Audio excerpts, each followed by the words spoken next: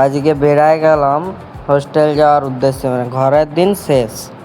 যাই হোক কোনোরকমভাবে বাসে চেপে গেলাম, বাসে চেপে বসলাম। বসতে বসতে দেখে আরাম করে বসতে বসতে দুর্গাপুরে পৌঁছায় গেলাম। দেখো দুর্গাপুর ব্রিজে পৌঁছায়, এই দেখো পৌঁছায় গেলাম দুর্গাপুর রেল স্টেশন। আর আমার অবস্থাটা তোমরা দেখে এলাম, চারদিকে ব্যাগ ঝুলো, একাকার কাণ্ড দিয়ে বসেছিলাম ওয়েটিং রুমে সে বিশাল কাণ্ড, মানে ভিড়ের উপর ভিড়, তার উপরে ভিড়। তা দেখতে দেখতে রেল স্টেশনে পৌঁছায় গেলাম। আর রেল স্টেশনে দেখতেই পাইছো ট্রেনটা এত লেট, সে বলার নাই।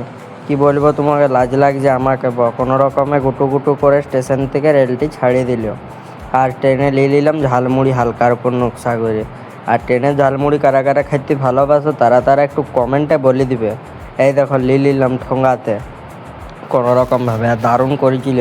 দেখতে দেখতে উকুড়াকে পৌঁছায় গেলাম। এই দেখো উকুড়া স্টেশন। আর এই লোকটার গানটা শুনে এলাও তোমরা,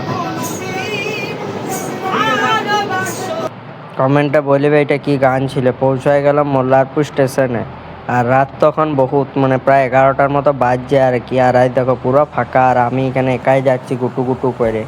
কোনো রকমভাবে পৌঁছায় গেলাম হোস্টেলে টোটো করে। যাই হোক টোটো করে পৌঁছাইছি এদের দাদাদের সাথে আবার দেখা ভালো রকমভাবে। আর এই দেখো রুমের মধ্যে পৌঁছায় গেলাম। আর রুমের বেড ফেড সব আর কি ভালো রকমভাবে বস করার পরে বসে ভাত খাইতে বসে গেলাম। আজকের মেনুটা তোমরা দেখে এলো। আজকের মতো এখানে আসছে, আবার কালকে ভালো থাকবে, সুস্থ থাকবে, মনে রাখবে। Tata, bye bye.